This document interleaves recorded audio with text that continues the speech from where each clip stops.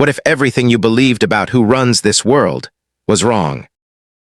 What if the real ruler of humanity was never human at all? What if she has been here longer than any government, longer than any nation, longer than recorded history itself? And what if she is watching right now? This is not a theory. This is a story that will make you question everything. Today, you are going to hear about it being so powerful, so ancient, and so terrifyingly beautiful that even the most powerful men on earth bow before her. She is called the Vampire Queen, but her people do not call her that. They call her the Eternal One. She does not live in shadows. She does not hide in dark castles. She controls boardrooms. She controls governments. She controls wars.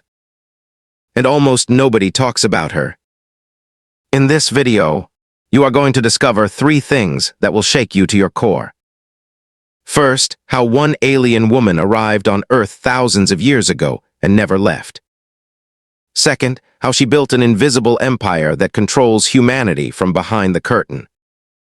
Third, and this is the part nobody expects, how one ordinary human man changed everything she thought she knew about herself. By the end of this story, you will never look at the night sky the same way again. Let me show you exactly how this happened. The night she arrived, no one on Earth was ready. It was not a dramatic crash landing. There were no explosions, no fire across the sky, no alarm bells ringing in government buildings. It was quiet, almost gentle. A single ship descended through the clouds somewhere over what humans would later call the Middle East. The ship moved like smoke, like it was not fully there, like it existed between 2 worlds at once. Inside that ship sat a woman who had lived for over 4,000 years. Her name was Valoria. She was the last surviving member of a royal bloodline from a dying star system called Kethvar. Her people had ruled 11 planets. They had built civilizations that made human cities look like sandcastles. They had traveled between stars the way humans walk between rooms. And now they were gone. A war. A terrible, ancient war that burned entire solar systems to ash. A war so catastrophic that even the victors lost everything. Valoria had survived because her people hid her. They placed her alone in a small escape vessel. They programmed it to find the nearest inhabited world with breathable air and compatible biology. That world was Earth. She did not choose to come here. But she came. And from the moment she stepped out of that ship onto warm desert sand and looked up at the unfamiliar stars above her, she made one decision. She would not die here. She would survive. No matter what it took. Valoria was not human. Not even close. But she looked human enough. Her skin had a faint luminescence. A soft blue-white glow that was almost invisible in daylight but breathtaking in darkness. Her eyes were large and deep silver white, like 2 moons sitting in her face. Her hair was long and pale, almost white, and her features were sharp and elegant in a way that no human face could ever quite match. She was extraordinary. And in the ancient world, extraordinary things were called gods. The first humans who found her were a small tribe of desert nomads. They had been walking at night to escape the brutal heat of the day. They saw her standing near her ship, alone, calm, surrounded by a faint glowing light. They dropped to their knees. She looked at them for a long moment. She did not speak their language, but she understood fear. She understood reverence, and she understood opportunity. She let them worship her. Not because she enjoyed it. She was far too intelligent for vanity. She let them worship her because it was useful. A worshipped being is a protected being. A god among humans is a safe thing to be. She spent the next 3 years learning everything she could. Their language, their customs, their politics, their fears and desires. She was a fast learner, faster than any human mind could comprehend. By the end of those 3 years, she was not just surviving among them, she was leading them. But Valoria had a problem. Her biology was different from humans in one critical way. Her body did not process food the way humans did. On her home planet, her kind survived on a specific form of bioelectric energy, a living energy that pulsed through the blood of warm-blooded creatures. Her people had refined ways to take this energy without causing harm. It was a science, a medical process, almost elegant. On Earth, alone, without her technology, without her people's knowledge and medicine, it was far more complicated. She had to feed. And feeding, in the raw and desperate way, she was forced to do it out here in the ancient world. Left marks. 2 small marks. On the neck. She was careful. She was precise. She chose only those who were already sick or already close to the end of their lives. She did not kill. She took only what she needed. And she always healed those she fed from as best she could, using the limited medical tools still functional in her ship. But humans noticed the marks. Story spread. A creature that drank blood, that lived forever, that was beautiful and powerful and terrifying. The legend of the vampire was born. But it was never a monster. It was always her. Decades passed, then centuries. Valoria watched humans build and destroy again. She watched kingdoms rise. She watched empires fall. She watched rivers of blood spilled over land and gold and pride. She did not interfere. Not at first. She simply watched.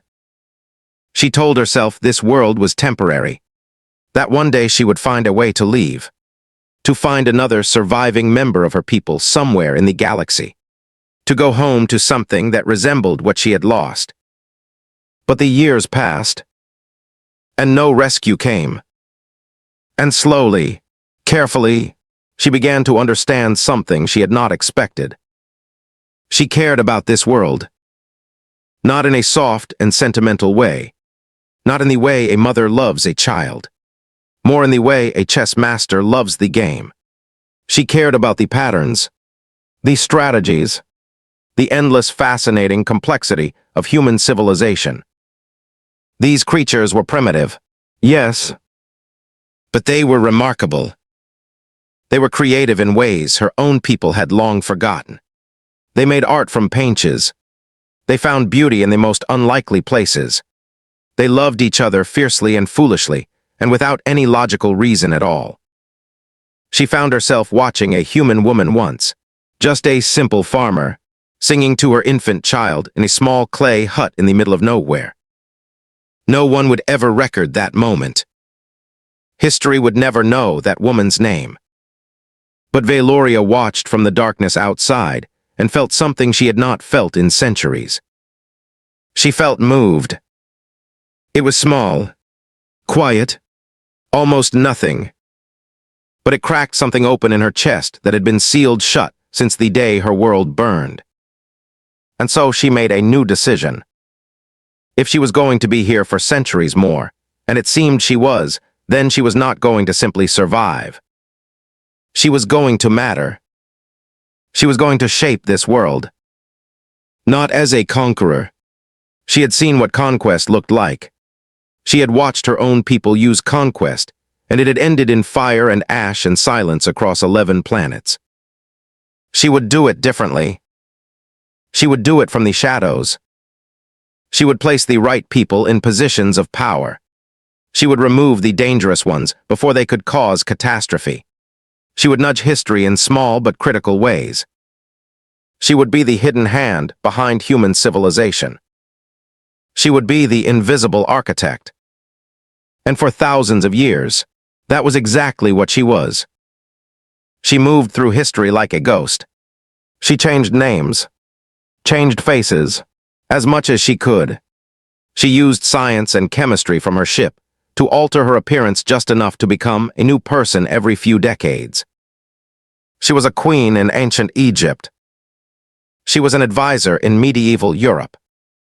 She was a shadow investor in the rise of the industrial age. She was always there, always working, always watching.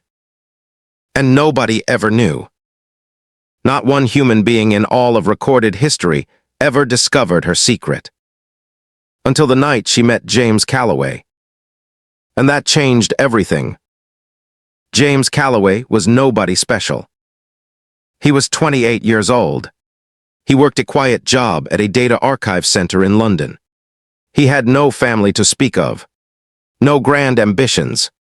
He paid his rent, ate too much takeaway food, and spent most of his evenings reading old books about ancient history. He was ordinary in every possible way. Except for one thing. He had found something in those old books. Something that no one else had ever noticed. A pattern that stretched across thousands of years of human history. A repeating signature. A fingerprint left in the shadows of every major civilization. He did not know what it meant yet. But he had a feeling. A very strong feeling. That it was all connected. And that somewhere out there, something was pulling these strings. He had no idea how right he was. He had no idea that the very night he published his research online, a small, unnoticed post on an obscure historical forum, someone was already reading it. Someone very old. Someone very dangerous.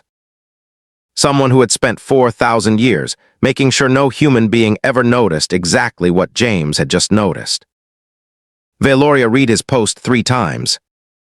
Then she sat very still for a long moment in her penthouse office high above London.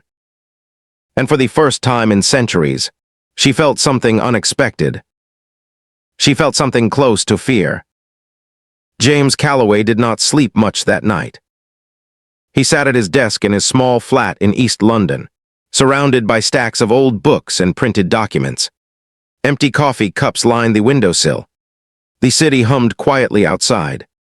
Rain tapped against the glass like a patient visitor waiting to be let inches. He stared at his screen. He had been working on this research for almost 2 years. Most people in his life thought it was harmless obsession. His co-workers laughed when he talked about patterns in ancient history.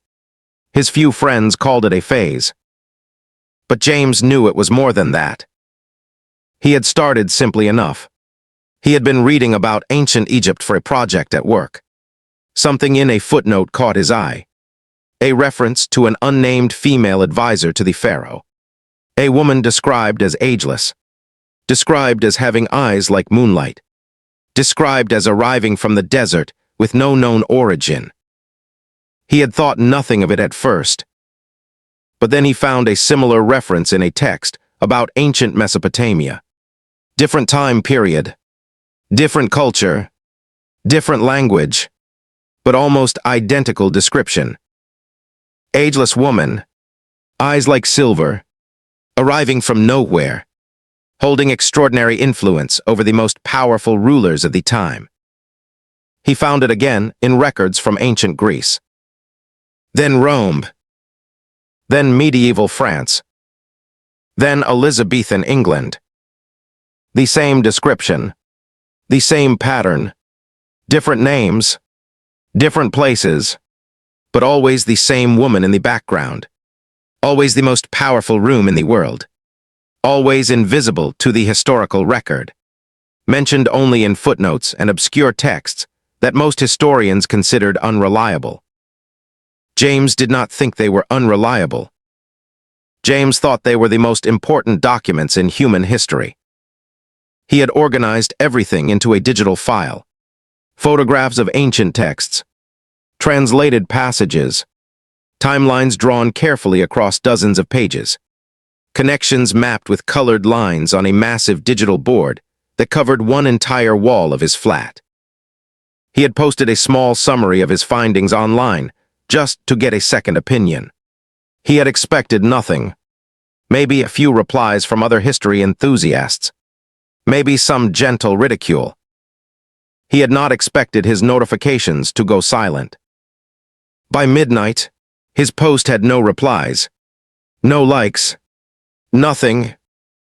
He refreshed the page. The post was gone. He frowned. He checked his account. The account was still there, but the post had vanished completely. No error message. No deletion notice. Just gone. He shrugged and assumed a technical glitch. He went to bed.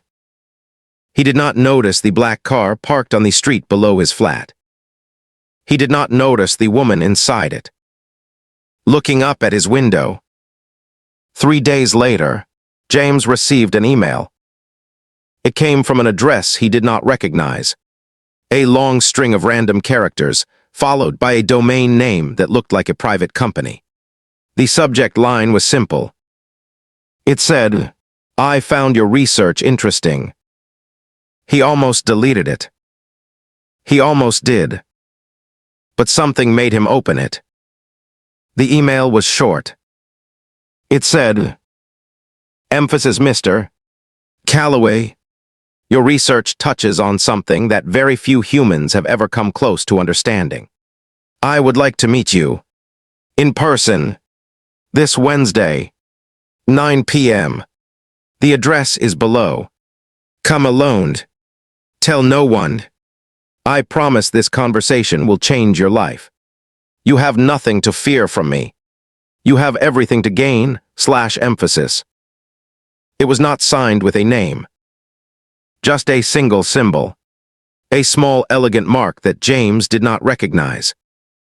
He should have ignored it. He should have deleted it and forgotten about it. But James Calloway was the kind of man who had spent 2 years chasing a ghost through the pages of history. He was not the kind of man who walked away from a mystery. He went. The address led him to a building in the heart of London. Clean glass and dark steel. No signs on the front. A single doorman who said nothing and simply stepped aside when James approached. An elevator. Unmarked buttons. The doorman pressed the highest one without being asked. The elevator rose. James stood very still and tried to slow his breathing.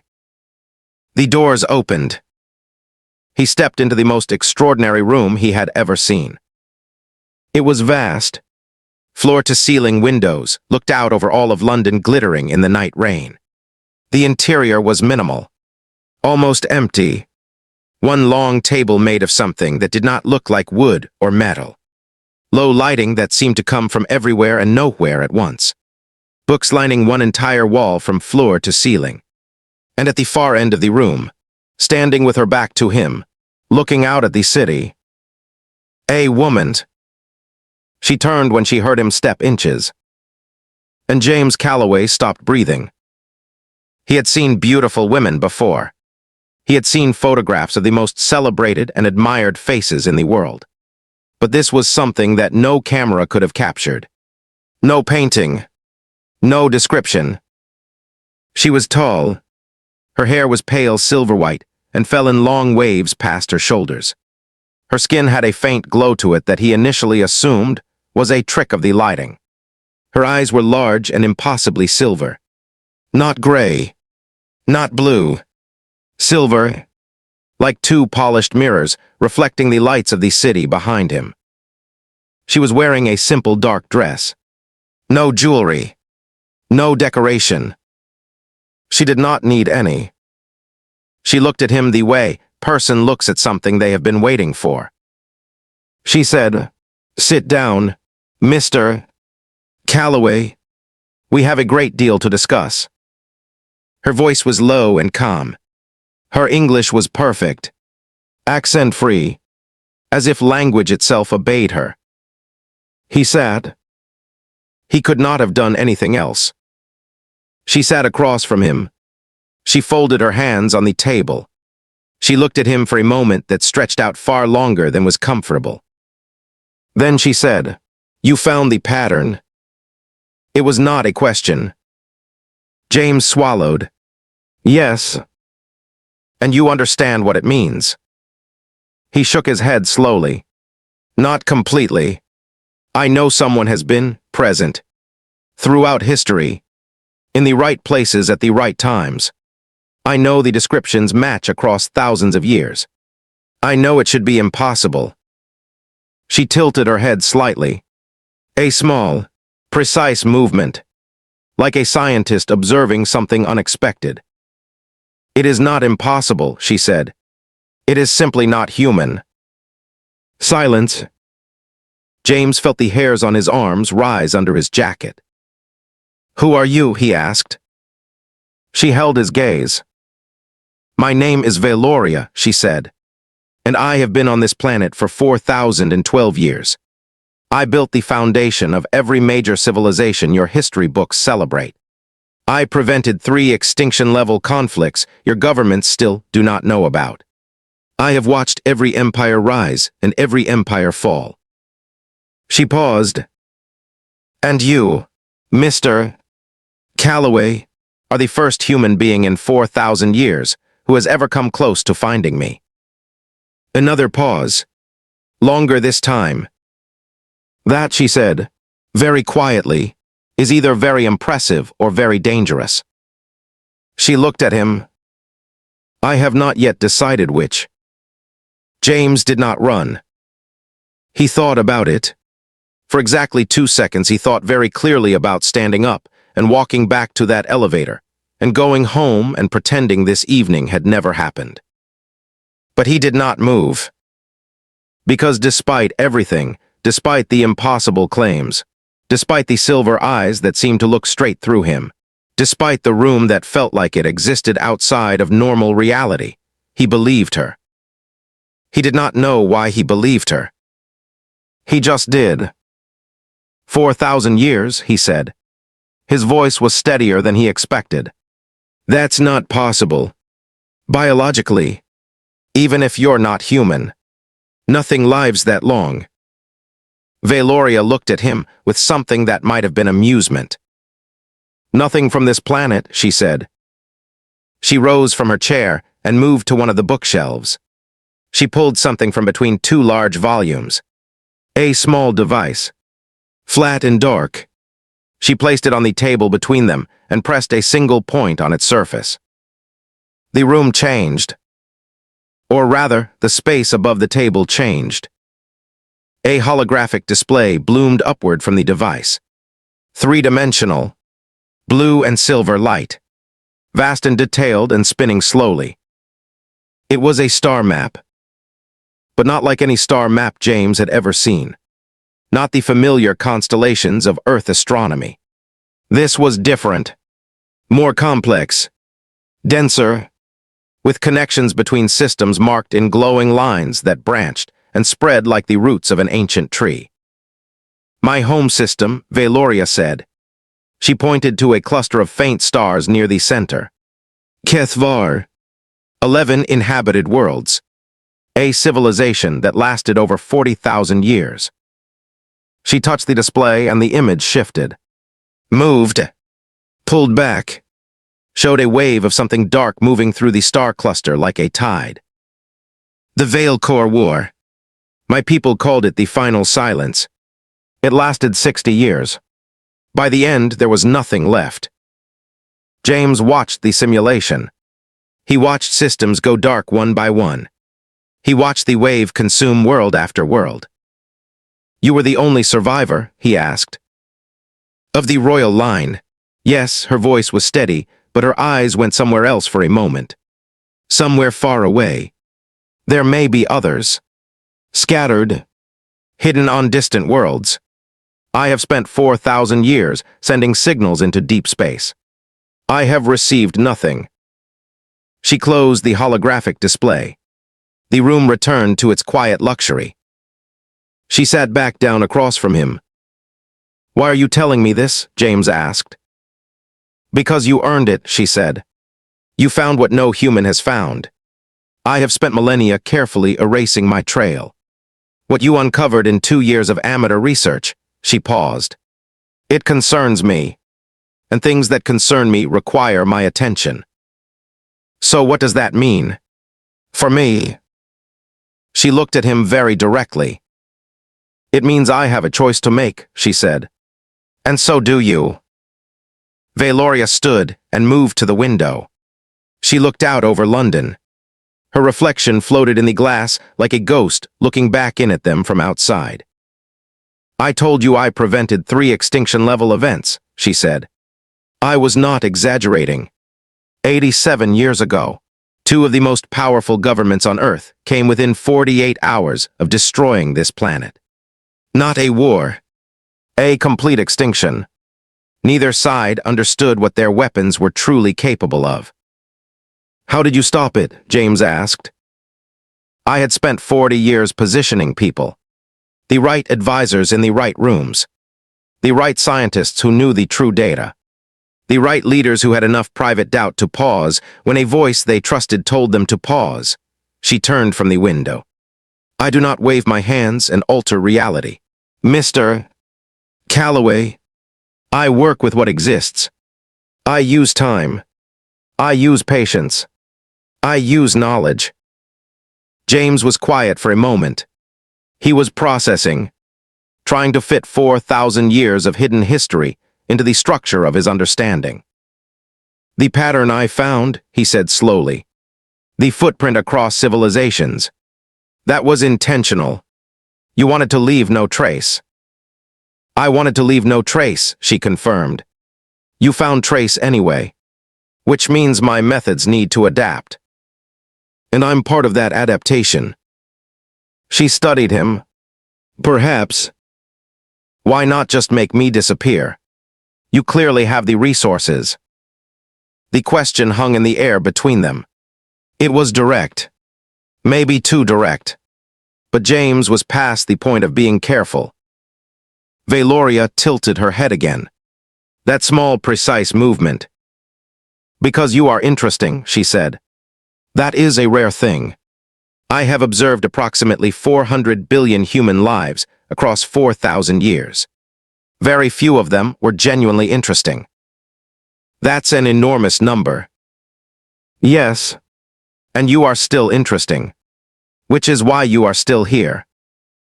Over the next 3 hours, Valoria talked and James listened. She told him about ancient Egypt, about how she had seen the potential in a young architect named Imhotep, and had spent a decade carefully guiding his thinking, feeding him knowledge from her own civilization's engineering that had taken her people centuries to develop. The pyramids were not alien construction. They were human construction. But they were human construction powered by knowledge that no human of that era should have possessed.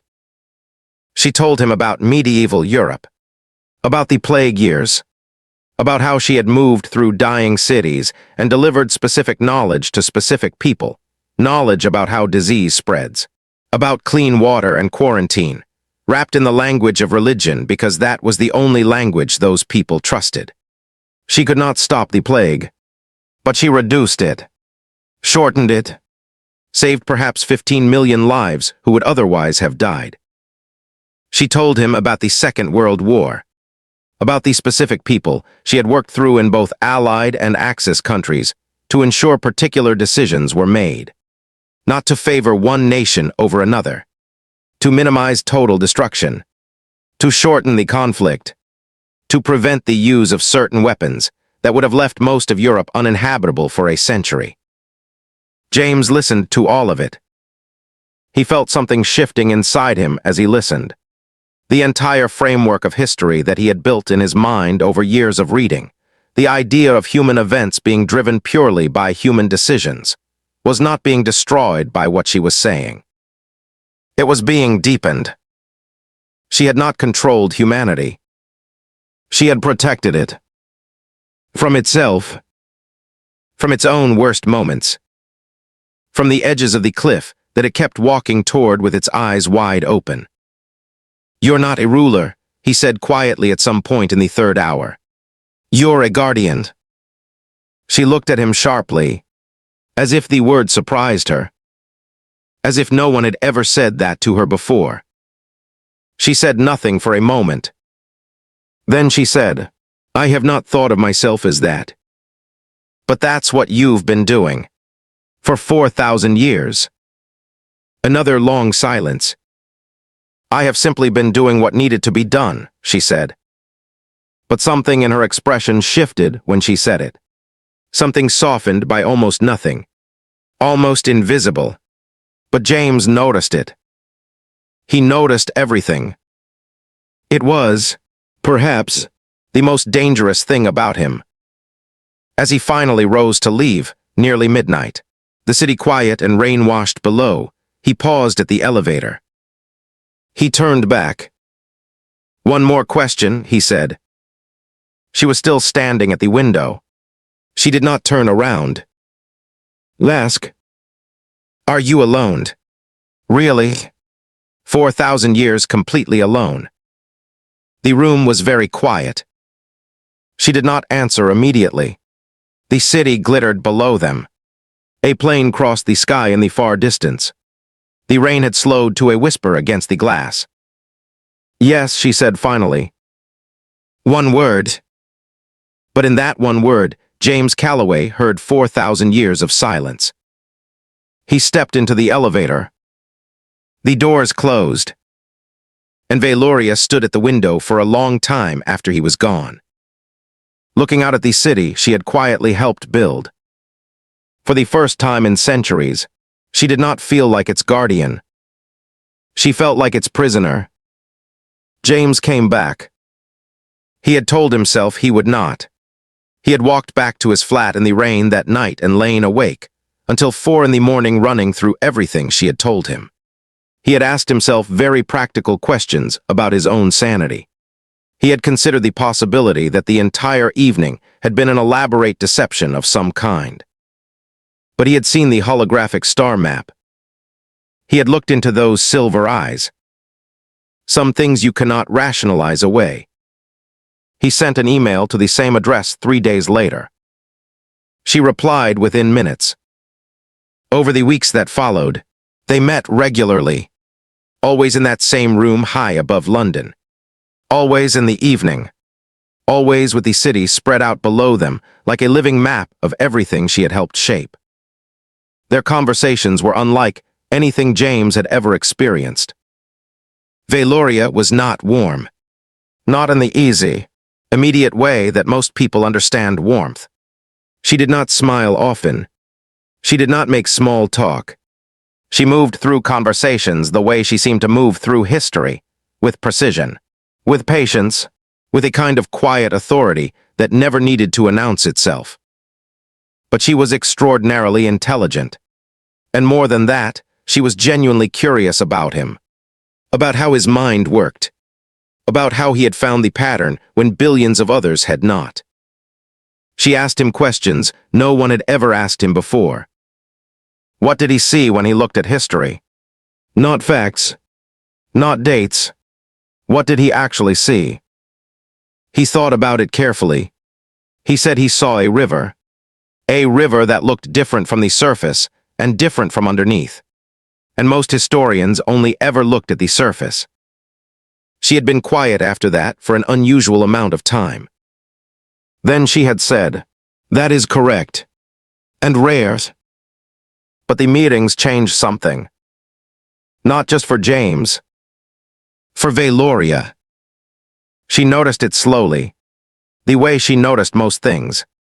Carefully, from a distance, with the detached analytical precision of a being who had spent 4 millennia observing rather than feeling. She was looking forward to the meetings. That was unusual. In 4,000 years, she had met perhaps a dozen humans she considered genuinely remarkable. She had worked with them, used their talents, guided their ambitions, and then, inevitably, they had aged and died, and she had moved on. She had never looked forward to those meetings. She had valued them, respected them, but looking forward, that specific quiet warmth of anticipation, that was something she had stopped allowing herself long ago. Because the mathematics of her existence were brutal. She would outlive everyone. Always. Every connection she made ended the same way. with her standing at a grave somewhere in the world while the city changed around her, and the next generation carried on without knowing she was even there. She had built walls against that specific pain centuries ago. And now, quietly, persistently, with no particular dramatic gesture, James Calloway was dismantling them. One conversation at a time. He brought her coffee once. It was a small, absurd thing. He arrived at the building carrying 2 cups from a shop down the street. He held one out to her when the elevator opened. She looked at the cup, then at him. "I do not know if I can metabolize this," she said. "I figured," he said. "I brought it anyway." It felt rude to come empty-handed. She took the cup. She held it in both hands and did not drink from it. But she held it for the entire evening. And when he left, she was still holding it. He did not mention it the next time they met. He simply brought 2 cups again. 3 months into their meetings, something happened that Valoria had not anticipated. She had been monitoring a situation, a network of financial manipulation that was destabilizing 3 developing economies simultaneously. A carefully constructed economic attack designed to trigger conflict. She had been tracking it for months. She had her people, the small network of human agents she had cultivated over decades, positioned to intervene. But something went wrong. One of her agents was compromised. The people behind the financial attack discovered they were being watched. They moved faster than she had anticipated. The intervention window was closing in hours rather than days. She was working through the crisis at 3 in the morning when her secure system flagged something. A new thread of analysis. Not from any of her people. From an external source. Anonymous. But the analysis was extraordinary. Whoever had written it had mapped the entire financial attack structure from nothing but publicly available data. They had identified the solution path, the specific sequence of interventions needed to neutralize the attack, faster and more elegantly than any of her own analysts. She traced the source. James Calloway's personal laptop, connected through a private server. No encryption. He had not even tried to hide it. He had just seen the problem from somewhere online and solved it. Because he could. Because that was what his mind did. She sat for a long time looking at his analysis. Then she picked up her phone and called him. He answered on the second ring. It was 3 in the morning. "I wondered when you'd call about that," he said. His voice was sleepy but alert. "You solved it," she said. "I tried. Did it help?" She looked at his analysis again, at the clean, elegant logic of it, at the solution that her people would have found eventually, but not in time. "Yes," she said. "It helped." A pause. "James," she said, and it was the first time she had used his first name. "Yeah. Thank you." Another pause. Shorter this time. "Any time," he said. And then, very quietly, so quietly she almost did not hear it, she thought she heard him smile. She ended the call. She sat in her empty office above the sleeping city. And something she had not felt in a very long time moved through her chest. It felt, she thought, rather like hope. But hope in Valoria's world was never simple. 2 weeks after that call, she discovered something that changed the shape of everything. She was not the only alien on Earth. She had suspected it for years. There were patterns she had noticed, movements in certain power structures that did not match any human logic, events that seemed guided by a hand other than hers. She had attributed it to unusually talented humans, to coincidence, to the simple fact that complex systems sometimes produced unexpected outputs. She had been wrong. There were others, and they were not like her. They had not come to protect humanity. They had come for something else entirely. And they had been waiting, quietly, patiently, for a very long time. For the right moment. For humanity to reach a specific point of development. That point, her intelligence suggested, was approximately 18 months away. She closed her eyes, opened them, looked out over the city. Somewhere out there, James Calloway was sleeping, unawares, safe, the most interesting human she had met in 4,000 years. She had a decision to make. Tell him, bring him fully into this, risk everything that meant, or protect him by keeping him at a careful, safe distance. She had protected things from a distance for 4,000 years. She was very good at it. But she was also very tired of it. She told him everything. She did not plan to. She had decided 3 times in the 24 hours before their next meeting that she would not tell him. That the responsible choice was to handle this herself. To use her network. To move quietly as she always had. But James walked in that evening and looked at her face and said, "Something's wrong." She had not said a word. He had read it in her expression. In some microsignal she had not known she was broadcasting.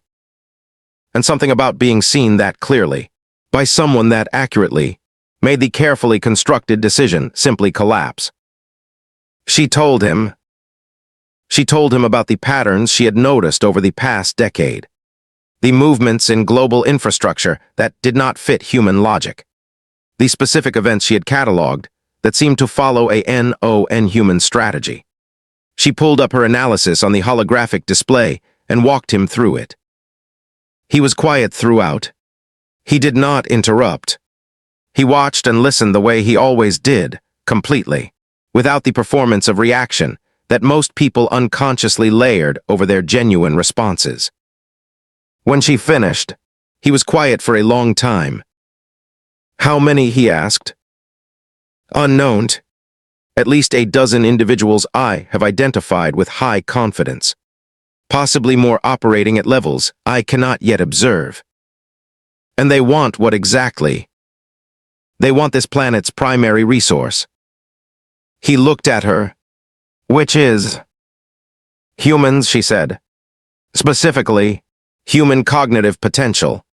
Your species has undergone an extraordinary acceleration in neural complexity over the last 2 centuries. A rate of development that is virtually unprecedented in known galactic biology." She paused. "You are, by certain measurements, the most cognitively valuable species currently alive in this region of the galaxy."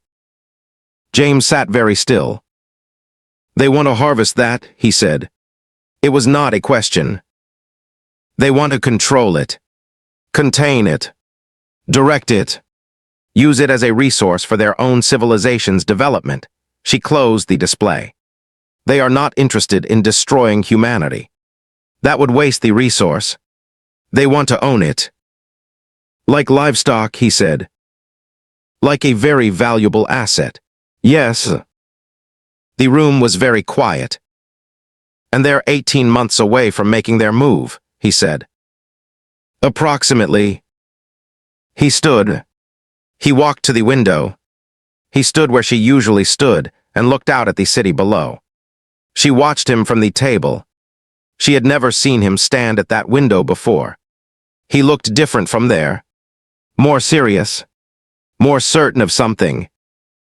"You've been protecting this planet for 4,000 years alone," he said to the glass. "Yes.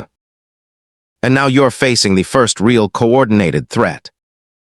"Yes." He turned from the window. "You need help," he said. She met his eyes. "Yes," she said. What followed was the most intense 3 weeks of James Calloway's life. Valoria opened everything to him. Not just the current crisis, but everything. Every archive. Every piece of intelligence her network had gathered. Every analysis. Every contingency plan. She gave him access to her technology. Not the most advanced systems. Not the ones that would have overwhelmed human mind. But enough. Enough to see what she saw. Enough to work at her level. He threw himself into it with focus that even she found remarkable. He did not sleep more than 4 hours a night. He worked through meals. He covered the walls of the workspace she gave him in her building with his analyses, his charts, his connections.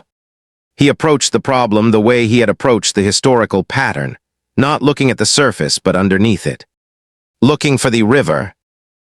And he found things she had missed. Not because she was less intelligent. She was far more intelligent by any measurable scale. But because he was human. Because he thought like a human. Because the beings they were facing understood human psychology precisely enough to hide from non-human observers, but had not accounted for a human observer who had been given the right tools. He found their communication network first. A pattern embedded in specific global financial transactions.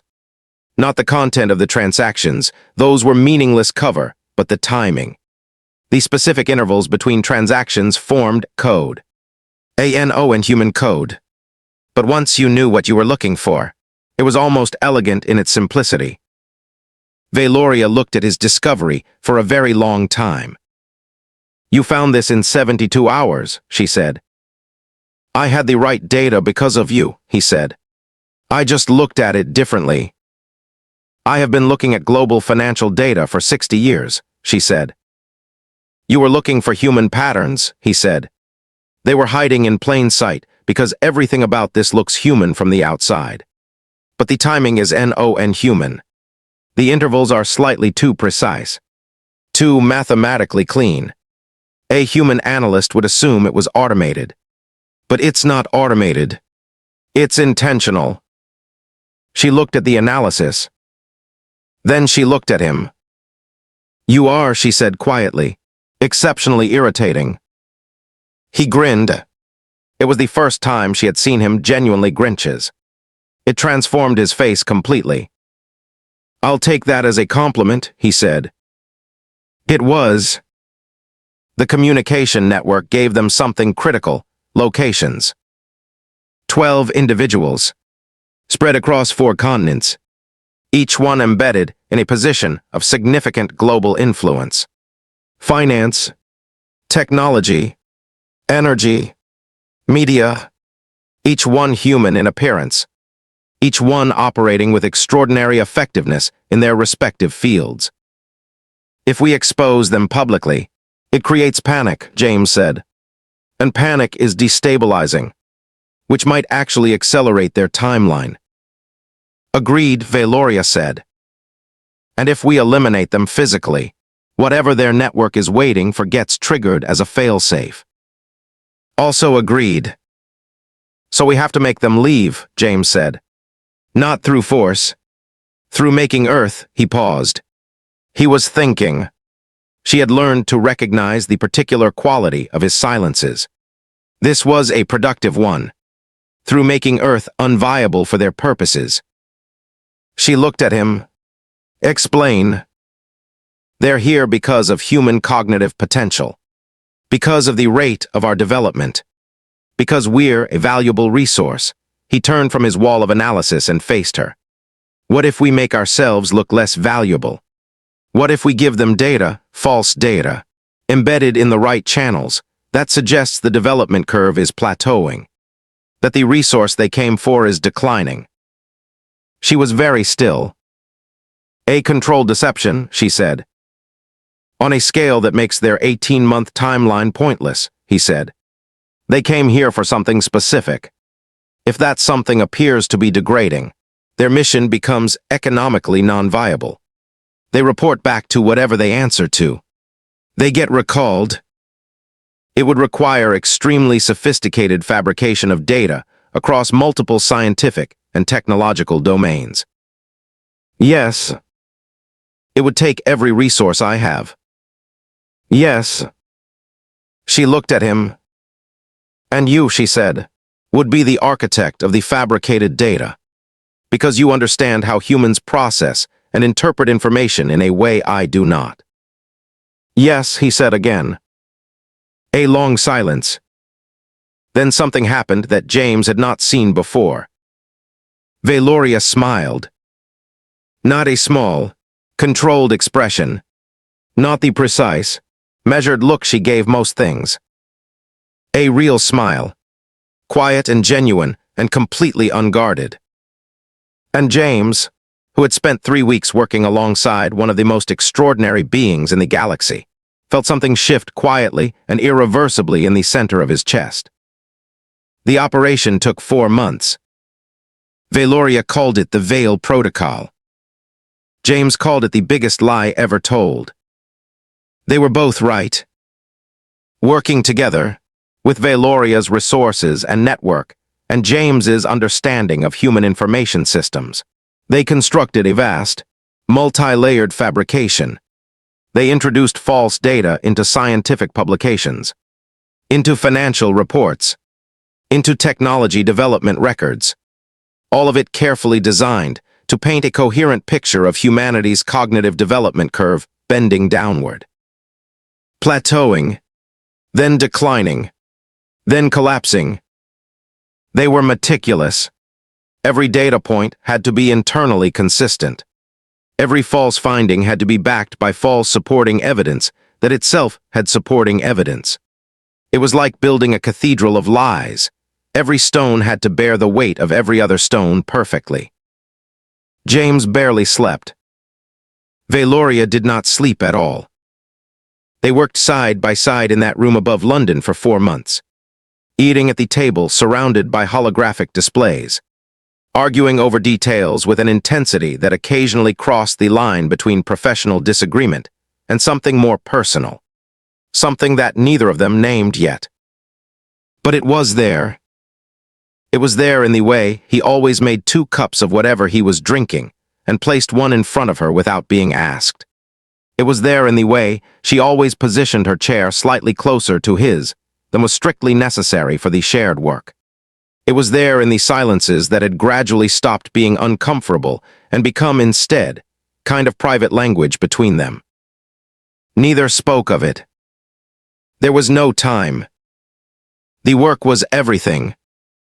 By month 3, the fabricated data was in the channels, flowing through the networks that Valoria had identified, being absorbed by the hidden observers. In month 4, she noticed the first response.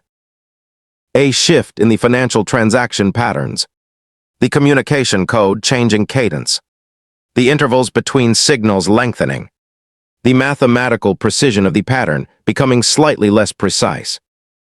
Like a machine slowing down. They're deliberating, she told James. He was sitting across from her at the table, 3 days without proper sleep, eyes dark-circled but sharp. Good, he said. It may not be enough. They may simply adjust their timeline rather than withdraw. They won't, he said. I've been studying their communication patterns for 4 months. The way they process information is methodical. Conservative. They don't take risks with uncertain resources. He leaned forward. If we've introduced enough doubt about the resource value, they'll recommend withdrawal. Their system won't authorize the investment for a declining asset. You sound very certain. I've been very wrong before, he said. But not about this. He held her eyes. She held his. I trust your judgment, she said. It was, from her, perhaps the most significant thing she had ever said to another person. He knew it. He did not make it dramatic. He simply nodded once, and they went back to work. In the 5th month, the signals stopped. Completely. For 2 weeks, the communication channels were silent. No transactions, no patterns, no mathematical precision hiding in global financial data. Valoria monitored every available data source around the clock. Then, one by one, the 12 individuals she had identified began to disappear. Not violently, not dramatically. They simply left their positions, quietly resigned. moved out of their properties, disappeared from all observable systems. By the end of month 5, every one of them was gone. No evidence, no farewell, no trace, as if they had never been here at all. The night she confirmed the last one was gone, Valoria stood at her window for a very long time. James was sitting at the table behind her. She could hear him breathing. She could hear the quiet sounds of him packing up the analysis boards they had lived inside for months. "It worked," he said. "Yes. We actually did it. We did." A pause. "Are you all right?" he asked. She turned from the window. She looked at him across the room, at this ordinary, extraordinary man who had walked into her life and dismantled 4,000 years of careful solitude with nothing more than his mind and 2 cups of coffee. "I have been alone for 4,000 years, she said. "I have watched every person I valued die. I have built walls against that specific pain, because the mathematics of my existence do not allow for connection without grief. I outlive everyone. Always." He was very still. "I know," he said quietly. "You understand what that means," she said. For whatever this is between us. You understand the mathematics." "Yes," he said. "I do." "Then." He looked at her, steady, clear, completely unafraid. 4,000 years alone is enough," he said. "Whatever time we have is better than that." She crossed the room. She stopped in front of him. She looked at his face, this human face that aged and changed and was impermanent in every way her own face was not, and she felt 4,000 years of walls come down. Not crashing, not dramatically, just releasing, like a breath held too long finally let go. "You are," she said very quietly, "either the bravest or the most foolish human I have ever met." "Probably both," he said. She looked at him for one more long moment. Then she smiled, and this time there was nothing small or controlled about it. She took his face in her hands, cool, luminescent, gentle, and she kissed him. And the city glittered below them, and the stars turned slowly overhead. And somewhere in the vast and ancient dark of space, a small fleet of ships that had watched this planet for decades adjusted their course and moved away. Growing smaller, growing distant, and then gone. Earth continued. Humanity continued. Spinning in the dark. Watched over. Protected. By a guardian who was 4,000 years old and finally, not alone. Here is what this story really says. And this is the part that nobody talks about. Valoria spent 4,000 years watching humanity from a distance. She protected it. She guided it. She poured everything she had into making sure this species survived its own worst impulses. And she did all of that alone.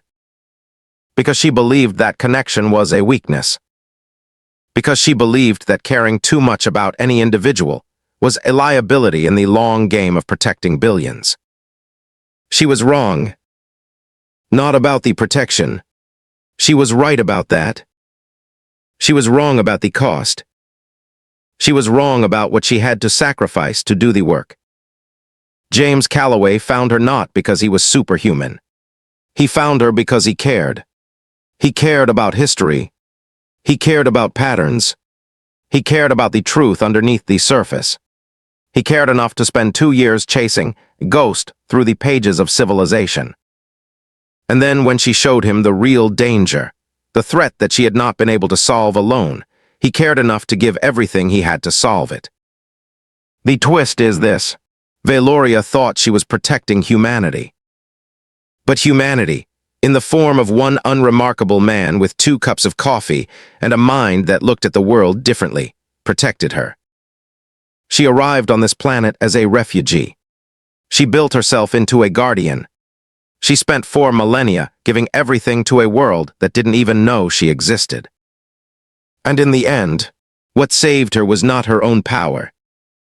It was being known, being seen, by someone who chose to stay. The stars are ancient. The universe is old beyond all imagining.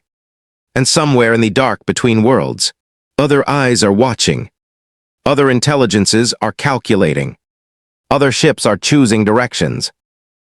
What they see when they look at this small, bright, impossible world is a species that should not have survived, by any calculation, by any logic, but did, because someone was watching over it. And because, when that guardian needed protecting, humanity showed up. If this opened your eyes, stay with me for what comes next. All right, let's land this. Here is what we just witnessed in this story. First, Valoria did not control humanity. She protected it. That is a completely different thing. One comes from power. One comes from love. And the difference between those two things is everything. Second, James Calloway was not special because of any supernatural ability. He was special because he paid attention. He cared about what most people walked past. That is the most human superpower there is. And in this story, it saved the world. Third, the greatest threat to Earth in this story was not the aliens who came to exploit it. The greatest threat was a guardian who almost burned out trying to carry everything alone. Connection was not a weakness in this story. It was the weapon that won. That is the HFY message in its purest form. Humanity finds a way. Not because we are the strongest, not because we are the most advanced, but because we are relentless, because we care, because we show up for each other even when the mathematics say we shouldn't, even when the odds are impossible, even when the universe is very, very large and we are very, very small. Now here is what I want from you. If this story hit you, if you felt something during Valoria standing at that window with her 4,000 years of silence, if you felt something when James said, "Whatever time we have is better than that," hit that like button right now.